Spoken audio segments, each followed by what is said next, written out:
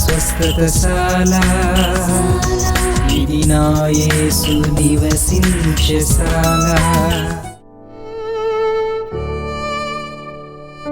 ఈ ఉదయం దేవుని వాగ్దానం. వచ్చిన వారందరినీ, అయ్యా రాజకుమారుడా నిండు వందనాలయ్యా, నమస్కారం అయ్యా నీకు అని జనాలు వచ్చి ఆయనకు నమస్కారం చేస్తూ ఉంటే, నమస్తే నమస్తే ఇక్కడ అని దగ్గర పిలుచుకొని స్త్రీలు అనకుండా, పురుషులు అనకుండా, యవన బిడ్డలు అనకుండా, వృద్ధులు అనకుండా అందరినీ దగ్గర పిలుచుకొని ముద్దు పెట్టుకుంటూ ఉన్నాయంట. దావీదు కంటే బెటరే, అబ్షలోము దావీదు కంటే బెటరే. దావీదుకు నమస్తే చేస్తే నమస్తే అంటాడంతే, కానీ అబ్షలోము అలా కాదు.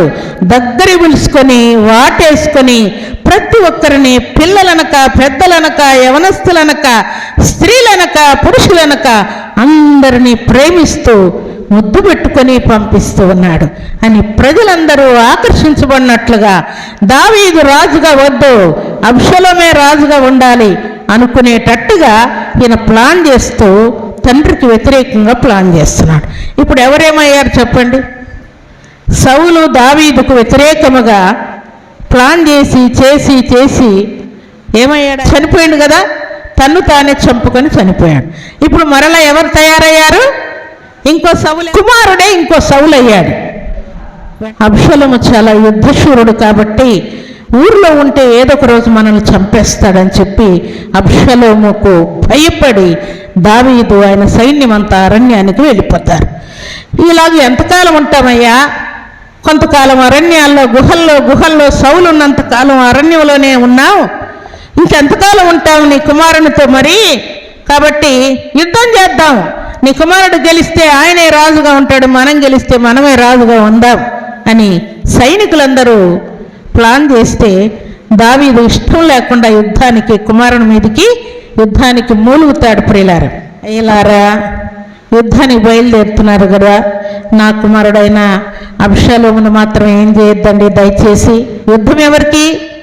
దావీదు సైన్యానికి, అబ్షలోము సైన్యానికి. కానీ సైన్యాధిపతితో చెప్తూ ఉన్నాడు, అయ్యలారా దయతో నా కుమారుడైన అబ్షలోమును యుద్ధంలో చంపొద్దండి అని అంటాడు. సరే, విన్నవారందరూ కూడా చాలా భయంతో వణుకుతో, అమ్మో అబ్షలోమును చంపొద్దన్నాడు రాజు అని భయంతో అందరూ వెళ్ళిపోయారు. అక్కడికి వెళ్ళిన తర్వాత సౌలు పరిస్థితి ఏమైందో అబ్షలోము పరిస్థితి కూడా అదే జరుగుతుంది.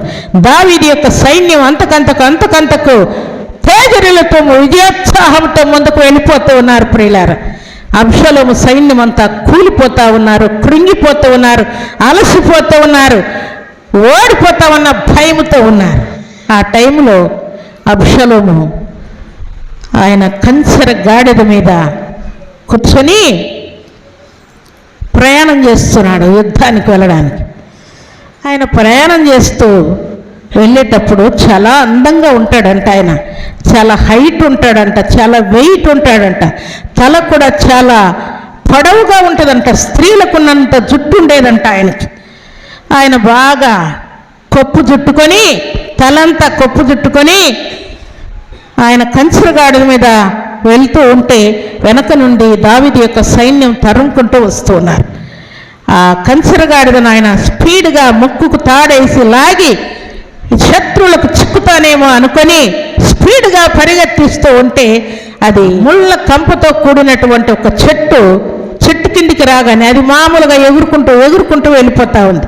స్పీడ్గా కొడతా ఉంటే, స్పీడ్గా పరిగెత్తా ఉంటే ఆ ముళ్ళ కంచెకు ఈయన తల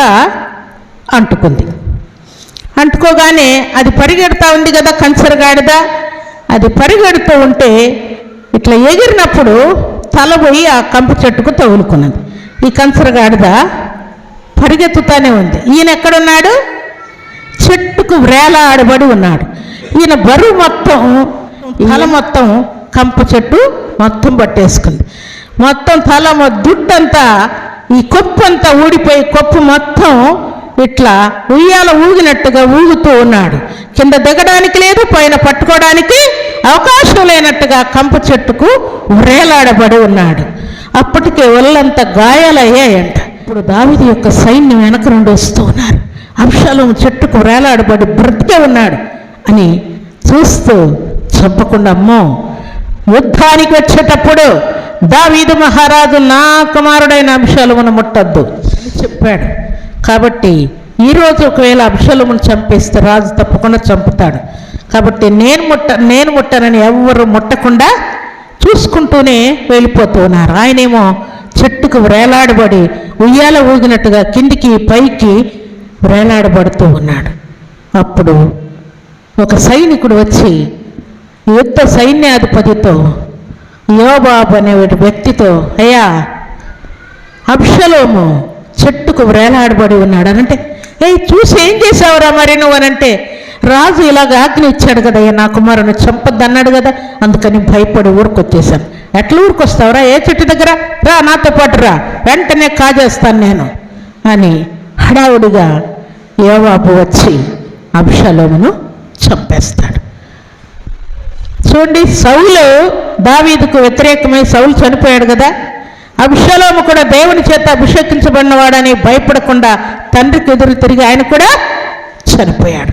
దావీదుకు మాత్రం నిత్యము జయము జయము జయము దేవుడు ఇస్తూ ఉన్నాడు.